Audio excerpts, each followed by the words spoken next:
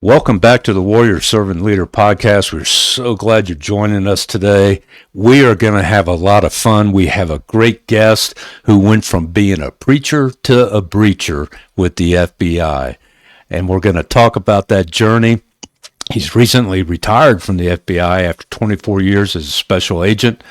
Our guest today, Eric Robinson, worked a range of assignments from crimes including white collar, counterterrorism, crimes against children, gangs, drugs, and public corruption. Not only and doing all that, he still operated on the SWAT team, a firearms instructor, and a tactics instructor. Eric's new book, IRReverend, From Saving Souls to Chasing Sinners in the FBI, is a collection of humorous, surprising, and intriguing moments from his career, some of which we're going to talk about today. The memoir includes his years in law enforcement with his career prior to the Bureau. Eric joined the FBI after 12 years in Christian ministry to include pastoring a Baptist church in Western New York. With a background as a pastor and years of experience in human intelligence, recruiting, and developing informants, we are in for a great conversation on faith, purpose, and courage on and off the job. Eric, dude, welcome to the Warrior Servant Leader podcast. Pat, I only do podcasts so I can listen to people say glowing things about me. So. Yeah. And then it's been great. Thank you. Yeah. So I when somebody did mine, and after they're done, I go, dang, I got to meet that guy. Yeah, exactly. He sounds cool. Yeah. Oh man. So what's the story from 12 years pastoring and ministry to busting down doors and locking up bad guys? I felt like if I could have a gun on my hip while we did the offering, we would probably generate more funds for the church. And then I just got into it. I had grown up in church. I kind of took the normal route of youth pastor, assistant pastor, and then planted a church of my own in Jamestown, New York. And I loved it. I thought this is what I was meant to do. We were successful. People are coming to Christ. People's lives being changed. Numbers are good. and yet I lacked an ability that every other minister has, which was that knowledge of how to separate myself from other people's problems. So that caused stress-related headaches for me every single day, every day for 2 years. And so I go to my wife and I say, I got to find a job with less stress. So I joined the FBI. So what year did you join? 2002. My background was I'd studied Islam along with Christianity, of course, and I was trained to be a missionary to Muslims. Application was in process, 9/11 hits, and presumably the Bureau goes, oh, we've got an Al-Qaeda problem. This guy knows Muslims. Let's bring him on board. And then, Pat, if you're familiar with how administrations work, then they put me on a drug squad. So yeah. That's how that started. And it was good. Oh, I get it. I totally get it. And I want to, so I tell guests, so I'm 100% Irish, born in Ireland, adopted to the United States when I was 16 months old. And I am genetically, my youngest daughter insisted I take 23andMe because she did, and she found I have, I got 1% Iberian Peninsula and all these different things. And she's going, all these people that I'm genetically, DNA related to, all over the world. And she goes, take the test. And I go, Caitlin, I'm 100% Irish. She goes, Dad, nobody's 100% anything. And I'm like, nah, I'm not spending money to do that. So what'd she do? She punked me and my wife and bought us the 2 kits for a Christmas present. So it's like, dang, now I got to do it. Yeah. So I did it. It came back literally 100% Celtic, and they even not a scintilla of anything else. No Iberian Peninsula, no, Central European this or North African that or anything. 100% Celtic, and they even narrowed it down accurately to the county I was born in. Wow. And kind of because of that, I think genetically I was wired to always being, what do I want to be or do when I grow up? and so I could relate to your journey. I was headed to the priesthood when I met my wife at a Christian fellowship on campus, and then I always thought, well, I'm supposed to be a lawyer, and I did that for 4 years. And same thing, I was having headaches. I was taking 3,000 milligrams of Tylenol all day, but it turned out that was a result of a TBI I had in second grade. But switching careers, how did you do? What was the discernment process, if you will, for making that? Because people were probably going, "Dude, what are you thinking?" What was that discernment process like? Well, the folks in my church who were leaders and who knew me, like, they weren't going to hold against me that, you know, you have headaches. I had pushed through for so long because I thought this is a purpose that I was meant to do. But there's a point where I'm gambling with my health because my body's already saying this is no good. And at some point, the body is going to say, if you're not going to listen, I'm going to give you this. And I couldn't stick around to find that out. Um, the headaches were enough. I saw doctors. I tried it, all the medications, and it was just stressful. Uh, and again, it was nothing like I had all these people with massive problems. I might have had some more because we were a church of outreach, but it really was just I felt their stuff. And you're supposed to as a pastor, but then you're supposed to be able to give it up too. And Yeah. the day I got accepted in the FBI, headache stopped. Wow. What would you consider yourself like I don't even know what the word. I don't know how to describe someone who is like an extreme empath. Was it that, or was it you just couldn't let things go? Yeah, I mean, I consider myself empathetic, but not so extreme that, you know, anytime a commercial for stray dogs comes on, I start Yeah. crying. I can get by without that. It really was.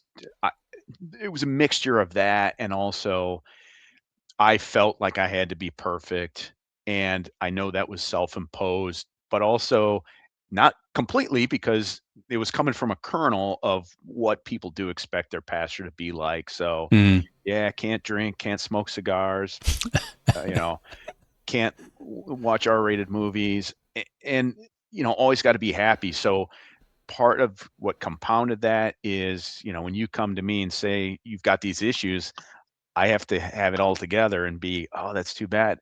So much of that blended in to where, I just felt like I can't be authentic. Uh-huh. I go to the FBI. I just have to be a good FBI agent. I don't have to show myself as anything else. So that was freeing. So what what were the challenges? Because I worked narcotics, and did all sorts of stuff. Yeah, probably over 300 homicides scenes or death scenes in my 26-year career, easily 300, I think. How did you keep from becoming jaded with when all you're seeing is the worst in humanity on a pretty big scale? I mean, it's one thing when you're a city cop and you're dealing with, your little small niche of the world, but FBI, you're in the counterterrorism. How did you keep from, or did you become jaded, and how did you recover from that? Yeah, you're making an assumption that I'm not Yeah. broken. Well, there's a difference between being broken and I think we're all broken to a certain degree, but jaded to the point of F it. It's just bad guys. It's bad guys killing bad guys, and that there's no compassion, there's no emotion, there's no empathy for the families and all that kind of stuff. Where you just go, nah, it is what it is, and screw it. Well, and there has to be a little bit of that because, as you know, like if you're going to that homicide scene, you care about the family, but you can't make that yours. So part of it is what I came in with, which is humanizing people. When people from my congregation come to me and say, "Hey, I've done this thing that's wrong," I have to find a way to connect with them, help them through it. So, now I'm working with victims, I'm working with criminals, and I have to still find that common connection to say, this is how you're human. You're not a monster. You've done bad things. And so we're going to bring justice for that. But a lot of it had to be self reflection. So every day you clock into work and all you do is look for criminals, and it's like somebody who's a bird watcher saying, man, there's a lot of birds out here. Like, Yeah. well, that's you're getting paid to look for birds. I'm getting paid to look for criminals. So there had to be that awareness of, yeah, not everyone is this bad. I am looking for bad people, and I'm successful at it. So because here they are. But I had to be aware of good people too, of recognizing it, not just being around decent people from church or friends, but also being conscious of it. Of yeah. Uh, these are some of normal people. So for me, I started in Chicago working Mexican and Colombian drug cartels. So every Mexican I encountered in Chicago was a drug dealer, was helping drug dealers, was supporting them, knew about it, but didn't care. And so now, what does that do to a psyche? Every Mexican I see is criminal by some measure, Hmm. but they're not. And so I have to acknowledge that. And part of that was meeting a guy who's in my jujitsu class who was Mexican. He tells me he came here illegally, but he's a great guy. Love him. Tells me he's a plumber. He's doing good things, helping his family. And I have to like now hold on to that to go, okay, there are others out here. And so that's one thing I dealt with early, and then later had to be expanding that to, yeah, humanity isn't all like this. There are good people, and I'm just going to focus on what I can do to bring justice against these bad people. Yeah. Because I don't know, and not having worked, although I applied for the FBI, scored in the top 700 lawyers in the country, but I didn't meet their siloed specific. Yeah, and here's Yeah. me, I made it, and I Yeah. didn't have anything. Well, and that mine was, it was back in the 80s. But the us versus them mindset. And now take it, and that in law enforcement, that's a huge Yep. obstacle and challenge. Take it out of law enforcement and looking at the world today, particularly the United States, that the us versus them seems to have penetrated so deep into our daily lives that it's exhausting. Yeah. And so, yeah, whether it's politics, religion, or both, because it's like you can't talk about one without the other, kind of stuff. What do you? Yeah, and I don't know. Are you back in ministry in any capacity since you retired? I am not. It's like having an ex-girlfriend where you think about her and you go, "Oh man, we had some good times," and then you realize, "Oh no, that's why we had to break up." I'm not getting back in that. Okay. All right. So, just on a daily basis, I mean, how do you regulate your? Because what's the statistic is something like we have 80,000 thoughts a day and 50,000 of them are negative. Mm. What's kind of your routine, if you will, that keeps you grounded both in faith and in action? Because you can have, oh yeah, I read the Bible, I do all these things, but okay, well, what the heck are you doing to live out that faith that you claim you have? Yeah. So I want to start with this, that us versus them mentality is rife in law enforcement, and it's dangerous. The idea of I just need to come home safe, which obviously you do want to, but that everyone is out to kill me, and it's hard to protect and serve if every person that you encounter you look at as a threat. So there has to be that balance of encountering people with the capability and the readiness to handle a threat, but not with the attitude of, you know, I'm going to consider you a criminal, a bad person until you show me otherwise. But otherwise, as far as to your question with how do I deal with that, is I've had to just be mindful of not claiming authority or having figured things out. So as I encounter you and you're bringing me ideas that maybe differ from mine, maybe might even be repulsive, I need to be curious. So my response should be judgment. You tell me, you're a Republican, you're a Democrat, you're something else I don't like. The human response is to be defensive, to shut down and say, I oppose that. But I need to be mindful and be curious to say, tell me more about that so that I understand where you're coming from. And usually there becomes more nuance to it then. You're telling me you believe this for these reasons, and now we can have a broader discussion rather than being tribal or having just labels.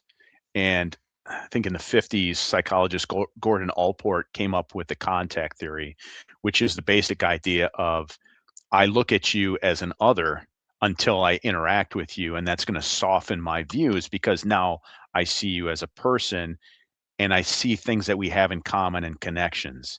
And that's much of what I had to do. And I now, having practiced, try to do more of I don't want to just see you as representative of that group. I want to see you as Pat. Tell me more about Pat so I can understand you instead of understand you only as a label or a brand. Yeah. Now you're the third FBI agent, two of which have now spoken to in person. You and Robin Dreek was on the show a while back, and then I'm kind of a follower fan of Chris Voss. Okay. And they espouse the same principles that you're talking about of being non-judgmental.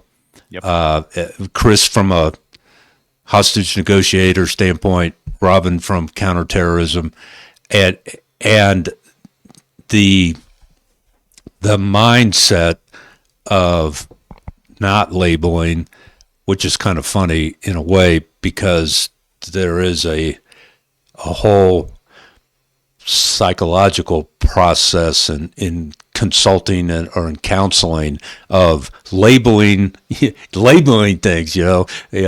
What's causing your headaches? Well, label it. Call it by name, kind of stuff. And so, what you're sharing is that something is that institutionalized in the FBI, or is it from your ministry lived experience before the FBI? Yeah, I appreciate you lumping me in with Chris Voss, and I'll just say that successful agents like us, I think, trend towards that. So I've worked with guys who come in and immediately start yelling at a guy. I, I look at it this way: like if you want me to play bad cop, that's great, man. That feels wonderful. You get to act out and be angry. But I've already come in, broken down your door. Me and 12 buddies point guns in your face. I don't have to show you that I'm in authority. Yeah. Yeah. Are you stupid or you just saw what I did? Yeah. I'm in charge. And so I can come to you. The judgment's going to come from the court. And so I know that's the ultimate goal. And so now when I'm talking to you and you tell me, this is what you did to little kids or this is how you've stolen from people, I'm not I'm not judging. And what's great is this moment factors so much more than the future. Like you going to prison for 10 years instead of 5 is actually a bigger deal. But right now, the bigger deal is, hey, I'm talking to a guy who's not going like this and telling me I'm disgusting when I say what I do with these kids. And so that opens you up. Mm-hmm. And that's going to give me That's going to be a bigger hammer. If you tell me, yeah, this is how I've harmed people, and I make a face or I bring some type of judgment, you're shutting down. And that's devaluing what I'm going to get on the back end. And I want to get it all on the back end. So I'm going to talk to you. I'm going to draw you out, and your mind's going to be confused and think this is just a conversation. This is normal. I'm safe when you're absolutely not safe. And I have already kind of planned this and known I have to set myself into this position. And to your question, that's how I started my church. I told people, I gave them a flinch test. So we had a core group of Christians. I said, we're going to reach out to people who don't go to church. And if they come in wearing Def Leppard concert t-shirts, if they got weird piercings or tattoos, interracial couples, gay couples, you smell alcohol on their breath, can you say, I'm glad you're here, and there's no flinch? That's what we need to do. So while I was in the academy and I'm, trying to learn law enforcement for the first time, I'm way behind everybody else. We get out in the field, now I got a leg up because I've been working with people for years on how to connect, how to not be judgmental, how to listen, how to draw them out. And that, if you're successful, like Chris Voss, you've seen that work. Yeah. And so he's probably been taught. But as far as agents goes, like, you either know how to do it or you don't, or you see the value and then you adopt it and learn from somebody else. Well, yeah. That's interesting. Because here's what at least state and local law enforcement is literally taught in a police academy. I'm going to have fun here. I'm going to have fun with this. Go ahead. It is I'm going to ask you, I'm going to tell you, and then I'm going to make you. Yeah. Ask, tell, make, and there's a place for that in certain calls for service or circumstances, but you keep repeating that mindset and behavior and that attitude, ask, tell, make, and then you go home and you treat your kids and your spouse the same way you're treating bad guys on the street of, well, I'm going to ask you to do it, and then I'm going to tell you, now I'm going to make you. And that you lose that humanity of empathy and compassion. And we get so, the best book I ever read on the mindset, the psychology of a police officer, is by Joan Barker, came out in 1999, called Danger, Duty, and Disillusion, a worldview of an LAPD police officer. And she identified the 5 phases of a law enforcement career. And I'm reading this in 1999, and I was 13 years into my career, and I'm like, holy crap, that's me right there. Yeah. Oh boy, and I didn't even see it because of all that became normal to me. And then I also realized, and I don't know how it is on the federal level, but it gets to the point where you're in law enforcement long enough, you don't have any other friends other than cops. That kind of, ours was so bad because we had mandatory residency. You worked for the city, you had to live in the city. In about a 1 mile radius of a 500-person police department, in a 1 mile radius, probably was half of the police department lived. Yeah. There was 11 houses on my one block. 7 of us were cops. And we had 44 kids under the age of 18 in those 11 houses, and about 40 of them were cop kids. And that just becomes your micro world that distorts your worldview. So life after law enforcement. So how long you been retired now? Just a few months. So wow. I'm in the sweet spot of going, oh, this is still nice. So the call out for our SWAT team was this clanging bell on the bureau phone. And I'm 2 weeks out of retirement, and there's this damn Tide commercial or something that has the same sound. And I'm sitting in bed watching TV, and it goes off. And I'm Blood up. pressure goes up. Yeah, I'm scrambling to get my phone off the nightstand going, I don't do that anymore. So I don't know when that'll stop if I hear it again, but I'm telling you, I hear it and I'm getting 20 thoughts in 2 seconds of, okay, am I sober? Do I have to go now? Like, where's my phone? Like all this until like, oh, okay. Yeah, I'm That, retired. yeah, Yeah. I'm retired. Yeah. So dumbest thing you ever, and I can start if you want. Well, I'll just tell you, I'm not going to tell you a story, but the dumbest thing I ever did in my career is I accidentally shot a chair in my office. Oh, So yeah, and there's, so come on, share the dumbest thing you ever did that in hindsight you can laugh about now, but you weren't laughing then. oh, no. On the contrary, the dumbest things that I would do were the things that I did so that I could laugh at that time. And then looking back going, geez, I'm glad I didn't lose my job. But dude, I would pull pranks all the time. I once I once had my new squad tried pranking me. I was the employee assistance program coordinator, and they tried pranking me by sending one of my squad mates to say that they had a problem. And she came to me and said, "Hey, they put me up to this, but I think that's cruel. So what do you want to do with it?" And we turned it around on the rest of the squad where we then had a private meeting and then I came out and I'm like, this is already in the hands of DC. Like we've got the bureau psychologist on this. And she's like, I'm so sorry. And like now guys are nervous. And we played it up to the point where my supervisor called me in his office and he goes, "Hey man, I got something to tell you." And he tells me, and I go, "All right, now you're working for me." He goes, "God damn it, is that what it's like to be an informant that you flip?" And we did all this. I had my buddy from DC call from a 202 number, in the office, and I had him read the riot act to us and just go down the list. And I practiced the night before. I thought, I wonder if I can cry on command. And I could. And so he's like chewing everybody out. This is my buddy, and they're thinking, oh, this is crazy. And he goes, and Robinson, you're off of EAP. And I start bawling. Like, and I can see guys going, like out of their side eye, just snot coming down and just heaving. And guys are like, this is uncomfortable. So there things like that where maybe I shouldn't have done, but what the hell, Yeah. I've seen people do worse and not get fired. I thought, let me give it a shot.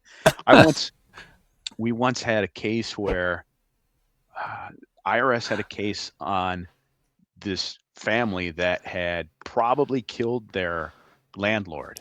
He fell down steps and died, but he's just a blue collar guy. And he had told them he had $2 million saved up. So he dies and the will comes out, leaving all of his money to them. Well, they had gotten an attorney, cut her in on the deal, and she falsified the will. The dad came to the IRS because they didn't give him enough money. So he was snitching on them. And they came to me later as the case is getting ready to go to trial. And they say, can you do us a favor? Can you be the affiant on an affidavit to search the house again? We don't want to do it a second time. It looks bad. And I go, no problem. So we go bring some of the evidence guys, and they were looking for the ashes of the victim because they're like, these guys are going to say he loved us, we loved him, but we're going to disprove that because his ashes were in like a Chinese takeout box container. So we go in, get the ashes, but this was a big case getting ready to go to trial, so I knew the prosecutors would be there. One of them was a graduate from West Point, so real straight guy. The other one graduated from Yale and then Harvard. He's now a Supreme Court justice in Michigan, so very straight. I knew they'd be there, so that morning I go to my fireplace and I put some ashes in an Amazon box, but I cut the corner. So as they roll up, I come out of the garage and I hold it over my head and I say, guys, I found it. And just ashes coming out all over the place, and they're just turning white. So those are the dumbest things I did.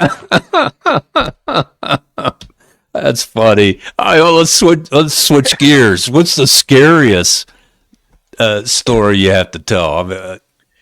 I'll show you this. So we had it's just about 2 years ago now that we got into a deadly force encounter with a subject. So SWAT's called in when guys hit like a higher level of threat, and this kid had assaulted the police. He had mental health issues, and he was trading in child pornography. That just being a predator raises a threat level because these guys often don't want to go. So we set up on the house, and it was myself and two other operators covering the side and back from one vehicle as we're out. And my buddy on my far right calls out pretty quickly, drop the bat. So the kid had kicked out a window on the first floor and had come out walking deliberately towards us with a bat. And just kind of running through it, like we retreated as much as we could until we got to a point where he just charged and his last words were kill me. So he forced the issue, and I had moved offline so we could have an L and these Right. guys could have a clean line of fire. So I moved out of the way and I chucked a flashbang at him, hoping like maybe that would deter him. Flashbang goes off and he goes straight to the ground, and I'm thinking that's weird. And then my mind replays real quick, goes, oh no, those were gunshots. So we rendered aid quickly, went through. He ended up dying. He gave a postmortem gift to everybody, and that he also had AIDS. So here we are, covered in his blood. Everybody was fine. But after we finished and we cleared the house, I go to my buddy and I said, "How long do you think that was?" And he says, "Probably 5 minutes." And I go, "That's what it felt like, but I guarantee you it was less." And ours was the first shooting in the FBI with body cameras. It was a minute and a half. And Wow. like at one point, I'd gotten on the radio early on to call for a hands team because nobody wanted to kill him, but also nobody wants to have like permanent nerve damage in their neck getting hit by a bat. So I was hoping if he puts the bat down, we're just going to rush him. And I called for a hands team and nobody came. And I remember being angry when we finished that my teammates let me down. I watched the footage and it was 10 seconds when I called to the time that they were on my back. And in that time, everything transpired and he was shot. But I remember being pissed because they're not coming, but they were. They're getting ready and getting together. But I looked at my Garmin watch later, and you can tell me the minute we got Wow. into a shooting with him, Wow. The spike. Yeah. the spike. So I go from 100 beats a minute because I'm active, I'm doing stuff, to 178 beats a minute. And then what's great is we wouldn't be having this conversation and it comes down immediately. And so it was just fascinating to me that my body says, you got work to do. Here you go. Yeah. And then body said, okay, now we're done. Now we've got a job. And so much of that was the training, the exposure to these types of situations, Yeah. and physical fitness to a degree too. But like now I'm coming back down from a unique situation to we got to clear a house. And, now I'm back down to 95 beats a minute, something like that. Yeah. That regulation, and that way, and you weren't doing, I don't know, combat breathing or box breathing, or were you? I don't know. Yo. No, Yeah. just time to go. Here we go. Wow. That so, and this is, and a question coming completely out of left field. It's more of a curiosity question. The audience probably really won't even care. At the time, does the FBI still give you that 72-hour window before they do the debrief and interview and the administrative kind of processing? So again, ours was the first body cameras, and people were pissed off. So yes, they got to get the shoot review team in. So there's naturally going to be at least 2 days. I don't think they have a standard 72 hours, but now the people who witnessed it, and everybody else who was there have to give statements, and they let me review my body camera for the first time under inspectors, which, we're coming back with them like, hey, that's garbage. In private with an attorney, let me review it. We all knew ahead of time it was a good shoot Right. because not only was there the threat, but like we gave him every opportunity to give up. But yeah, I remember going through that period, and I wasn't one who pulled the trigger, but the kid died right at my feet. So obviously I'm a witness to that. And what was great about it is part of that training just showing up where kid gets shot. I'm looking at him, and then I'm immediately diving in to grab the bat, move it away. We're putting cuffs on him immediately because we don't know if he's got other weapons. He actually had tried to get a rifle out, but it was locked before he came out with a bat. And we rendered aid within 17 seconds of firing. And that included cuffs on and Yeah. doing a search. Unfortunately, he was going to die no matter what, but at least good to see in that review of how we responded. And I think everybody on the team was proud of, like, we did our jobs. We did it well. It's an unfortunate circumstance. And I remember not being sad or upset that this happened, more like pissed that he forced it. But still that night, as I tried to sleep, my mind just kept going, like just kept running it through my head over and over. I believe to try to resolve it so that this time he didn't have to get shot. Like, here he comes again. Let's see if we can do this, but not shoot him, until I finally sat up and like, it happened, let it go. Yeah, and that kind of reminds me. Have you been through EMDR or know anybody that has? I haven't. I'm familiar, and had that been, I mean, obviously it was traumatic, but had that been a traumatic experience that really affected me, that would be a perfect scenario for EMDR. Yeah, and yeah. So, all right, we got the dumbest, we got the scariest. What, and your dumbest also kind of falls into the funniest because I was laughing pretty hard.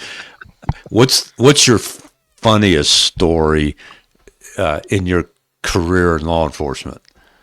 Okay. This one's my favorite. So I was new, having moved to Toledo, 8 years in, and a colleague was working crimes against children. I was still working organized crime, and he says, "Hey, we've got this pimp who is reaching out from jail. They'd already arrested him, and he's trying to influence the witnesses, the prostitutes, the girls. And can you listen to his jail calls?" Which quickly evolved into having all of his jail calls ported directly to my phone so that I could listen to him. And he called all the time, every day, and it was terrible, and I hated it. But I worked up a case on him, not only tampering with witnesses, but he was selling oxycodone out of the jail through his family. I got charges on his mom, on his uncle, on his girlfriend, a runner, and a couple other prostitutes who were helping. So great case, way to look good coming in the new office. And the case agent comes to me and said, "You did such a great job. You get to pick who you arrest." And I said, "Oh, it's easy. I want the girlfriend, Monica."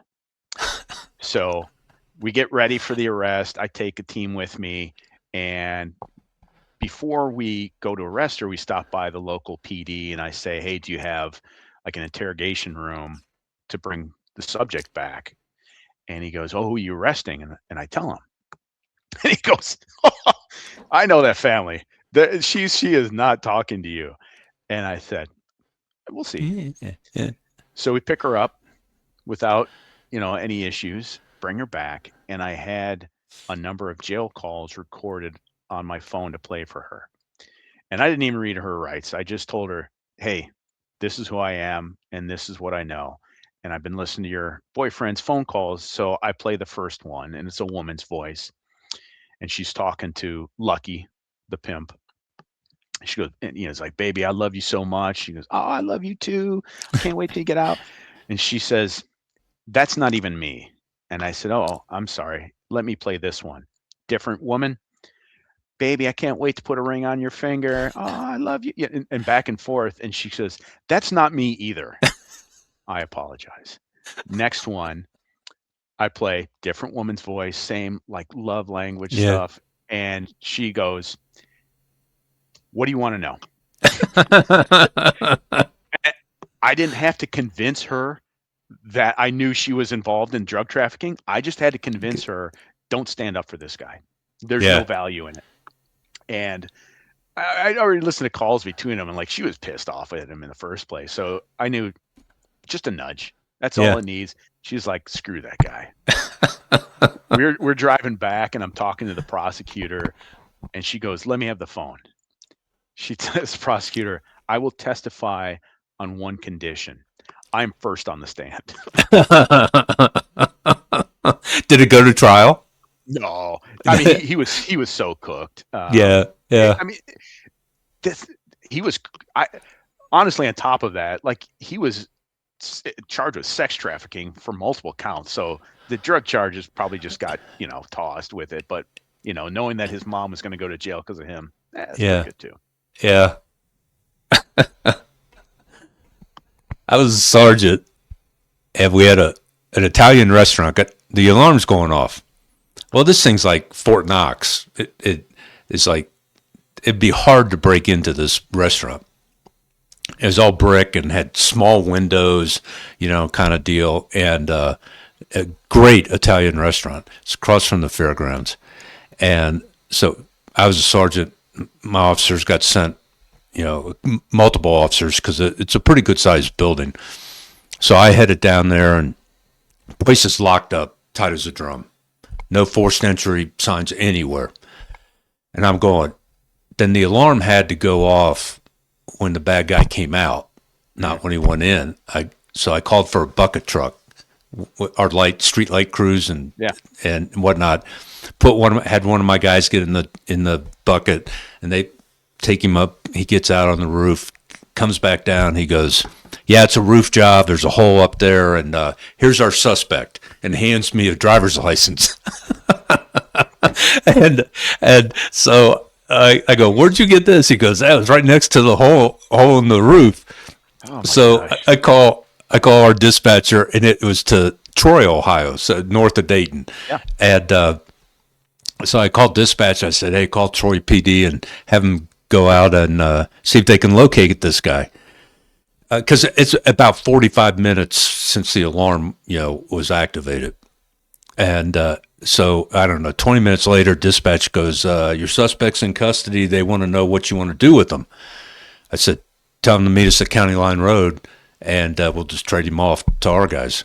So two of my guys go up, and they get him, and they come back, and they book him and park him in the jail. And they tell me, yeah, we the officers that brought him to us, we asked him, hey, did he say anything, any statements about doing the burglary? And they go, nah, the only thing he said when we knocked on the door and he answered it, he saw us, he goes, how'd you guys find me so fast? It's like, that was one of my funniest experiences. Like, if you're gonna go do a burglary, don't have your driver's license in your pants or shirt pocket. Yeah. Make sure the pocket's not ripped. Yeah. So, in hindsight, or even looking in it forward, what's your best advice to someone that is going, man, I want to get in law enforcement. I'm not sure I should or whatever. What do you tell them? Well, I mean, when you added that second part, I'm not sure I should, I would say no. I mean, for the FBI, absolute best job to have.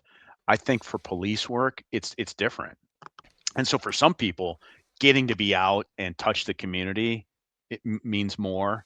So that could be what people really want to do. In the FBI, we're spending 4 out of 5 days in the office and, not really affecting the community on one-on-one. But I highly recommend the FBI. If not an agent, then there's so many support roles.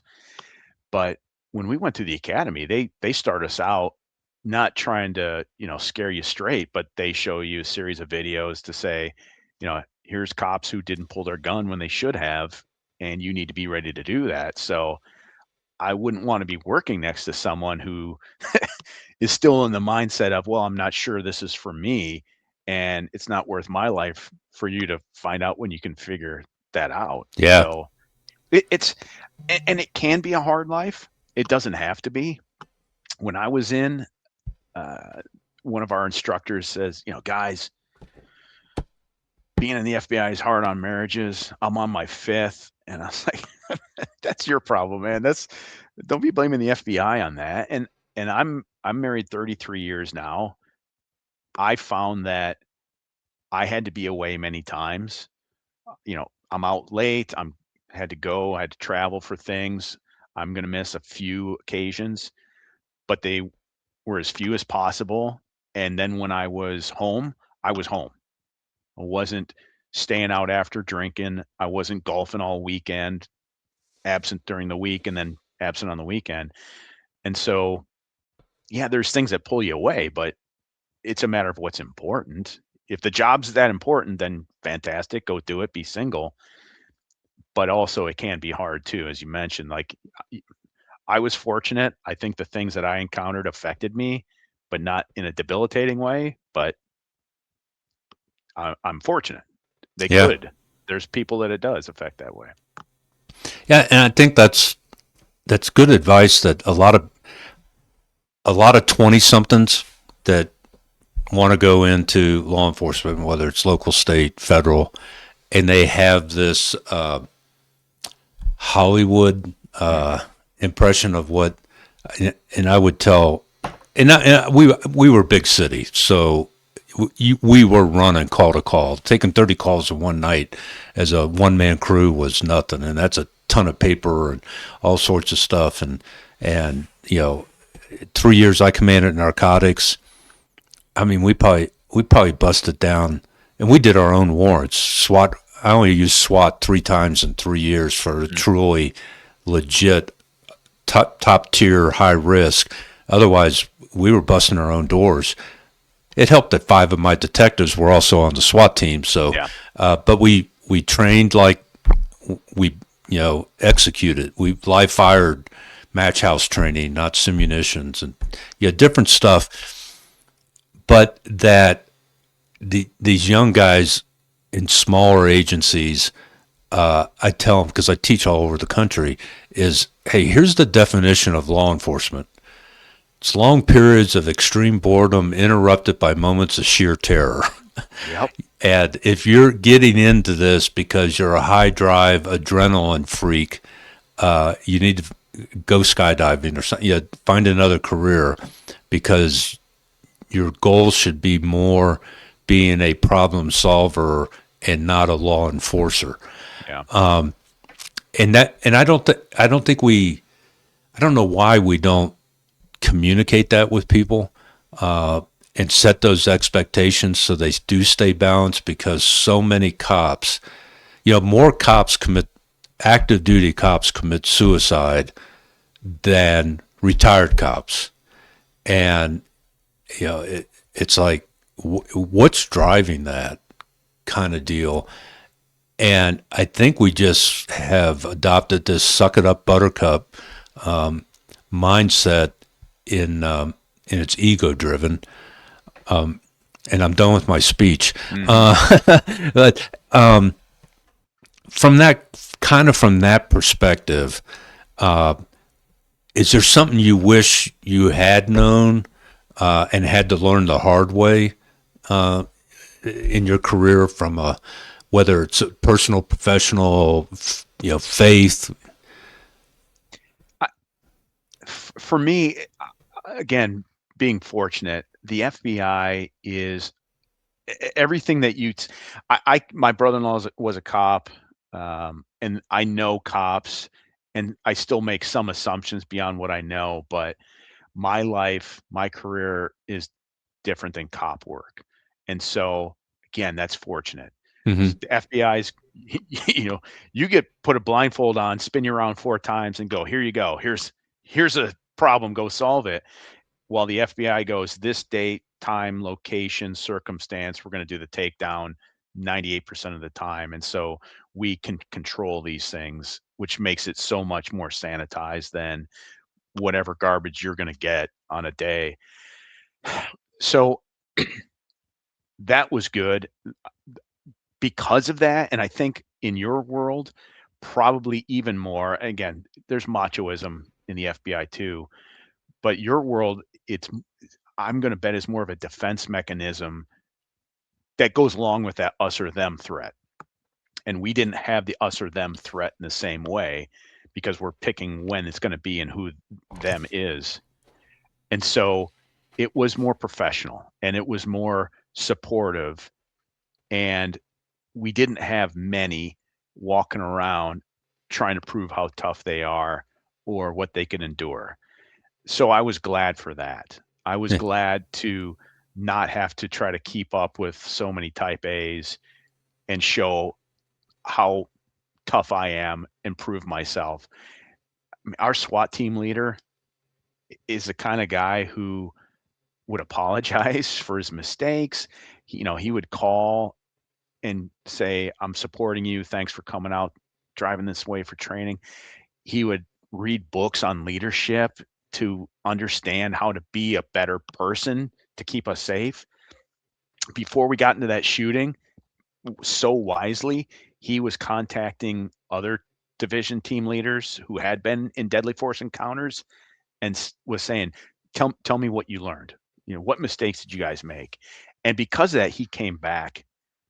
And what had been in the bureau is you get in a shooting, people step away because, oh, we don't want you to Yeah. say anything you can use.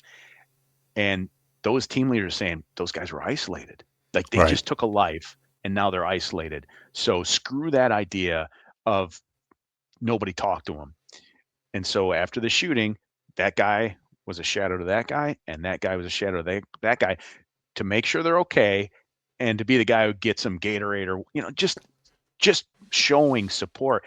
Right. So I'm so glad I was a part of a group that said, "Hey, man, we're human. We're not machines. Things happen." Okay. So, Irish setter, backyard, squirrel just ran across the yard, and I'm going after it. Yeah. The squirrel moment here is that, and maybe I'll just ask the question. In light of the allegations and drama and questioning the integrity and stuff of at least the seventh floor FBI, and seven, you know what I mean by seventh floor. Yep. For our listeners, seventh floor, that's where the top dogs, director, and all that kind of stuff. They just call it the seventh floor. In light of all that and the what appeared to be the weaponization politically of the FBI with respect to a variety of politicians and one in particular, is that systemic through the FBI, or would you say, nah, that's a very isolated, unfortunate thing about the higher ups that doesn't bleed down into the rank and file? And that's a loaded question. If you go, No, Pat, no. none of your effing business. I get it, or you don't want to go there. No. I get it. So Pat, I think you know the answer and you're asking me so that I can tell it. So, you're working in the field. Do you want anyone else above your grade getting involved in your work? No. Nope. No. So the last thing somebody wants is a 202 area code showing up on their phone. They want to work for their community. They want to work this case. They want to work a righteous case. And very rarely does something come out of headquarters.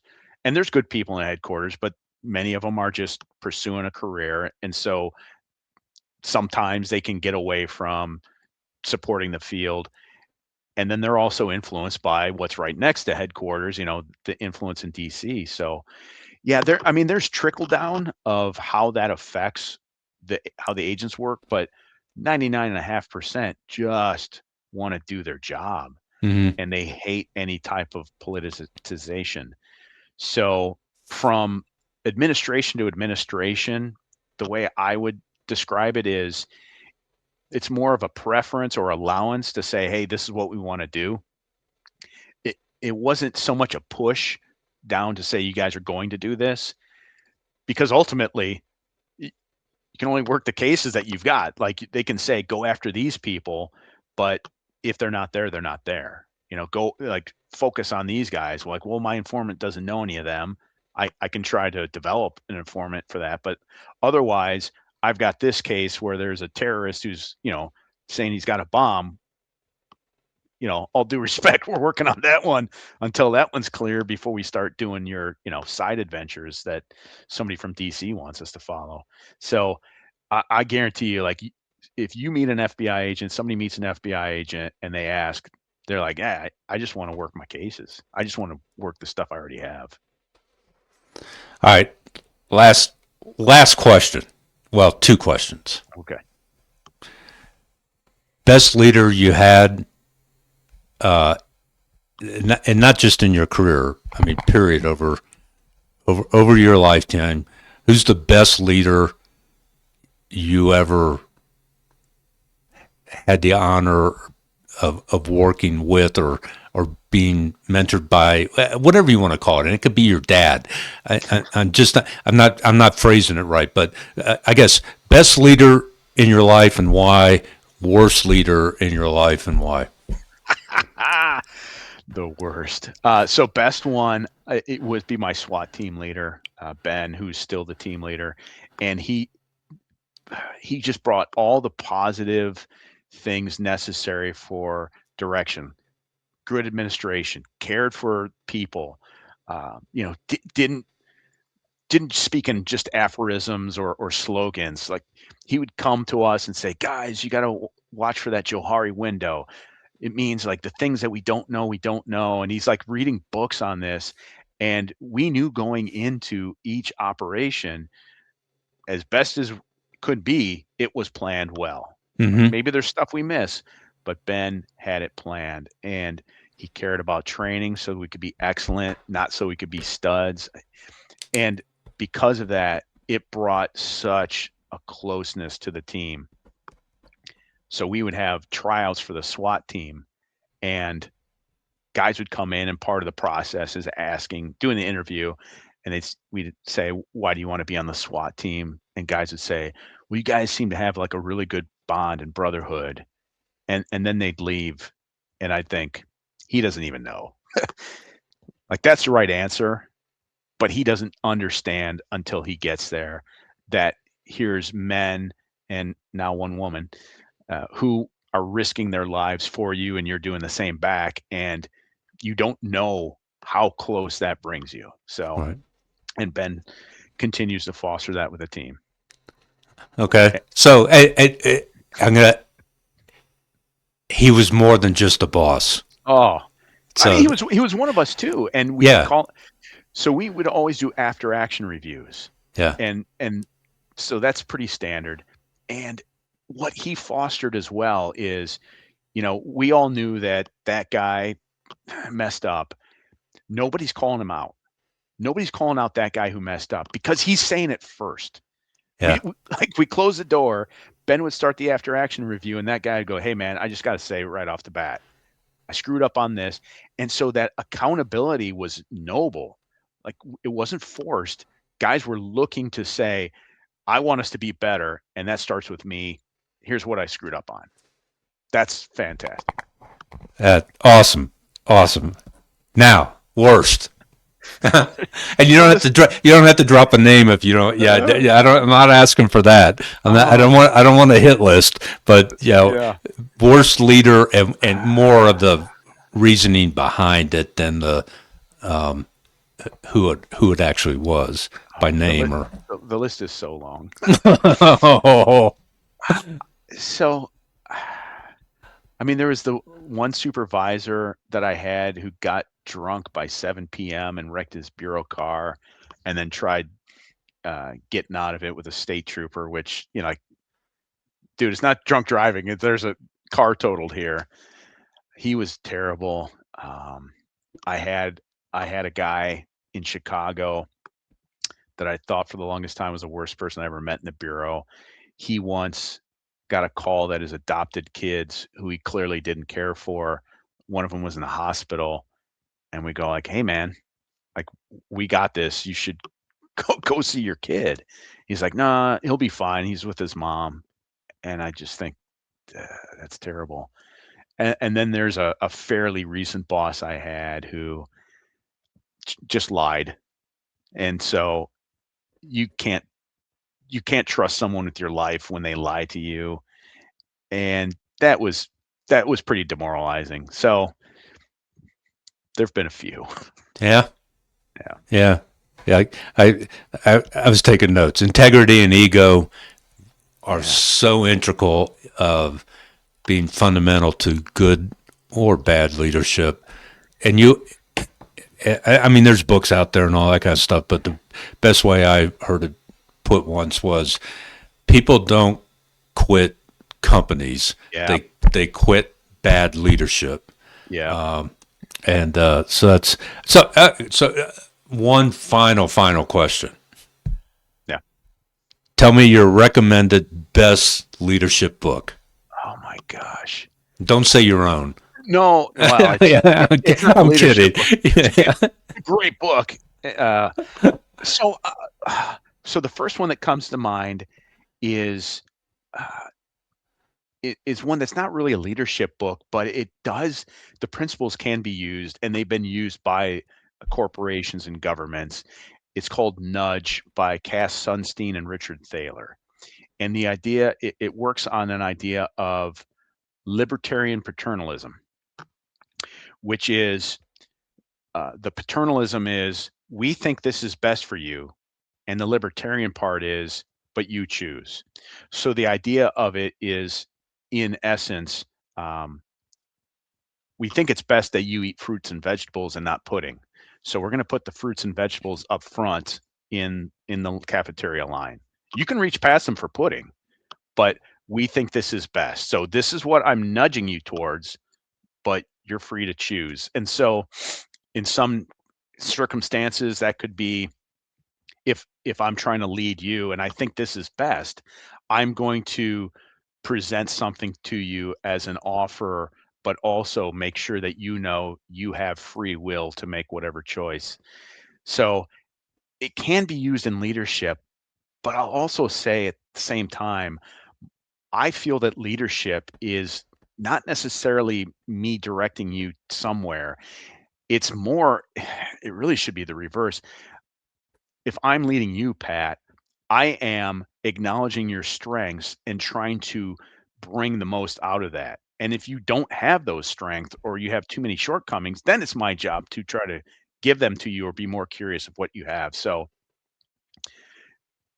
especially in the FBI, where we have so many high quality, proficient people, the idea should be how can I harness and lash on to all that you can provide and then give you the equipment and the tools or resources necessary to amplify what you already have.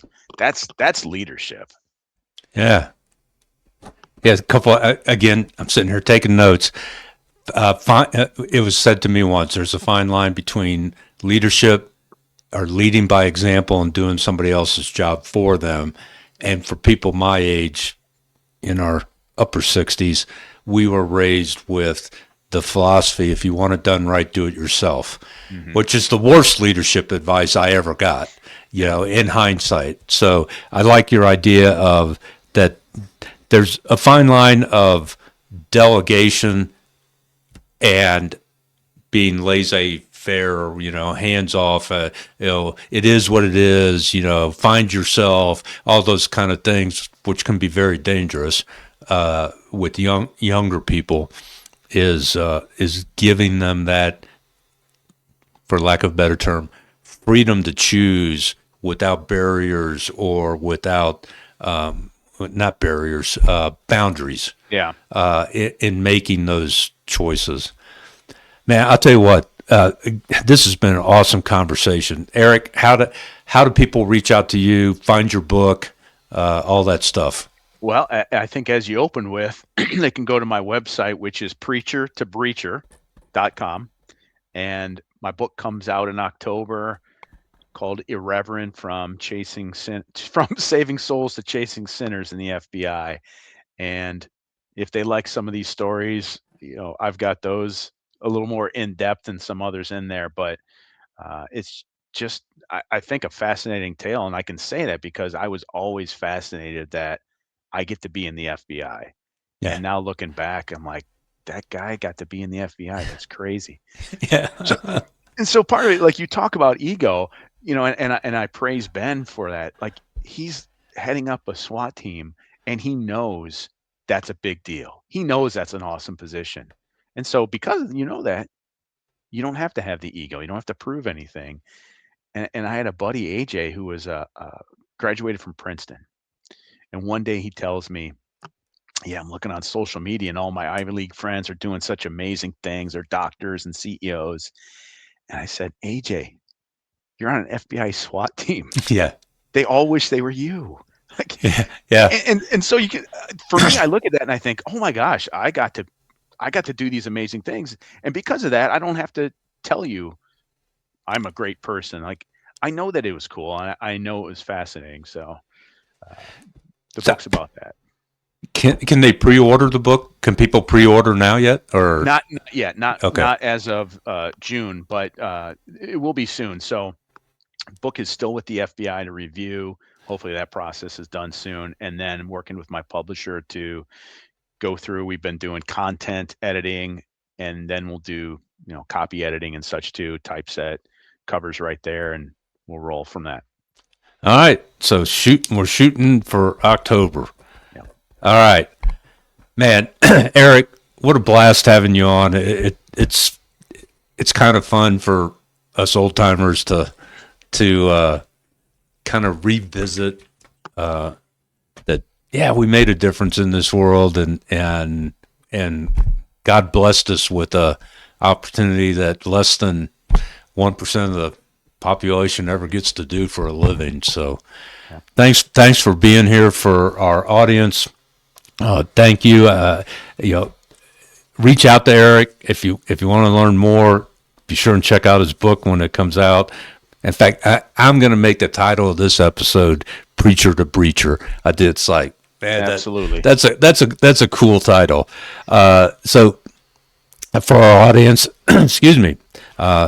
Thanks for joining us today. Because of you, your loyalty and commitment to developing your warrior servant leader mindset, we're now in 75 countries and Hong Kong, and making a difference in the lives of people that we meet and touch every day. So thank you for helping us in our mission and vision. Follow us on YouTube, warriorservantleaderpodcast.com, at Pat Welsh JD for Instagram, LinkedIn, all those others, my Substack page. And I end every episode with this bit of advice. Always, always, always strive to do the right thing at the right time, the right way, and for the right reasons, because that's what warriors, servants, and leaders do every time, every day. Love you all, and see you next week.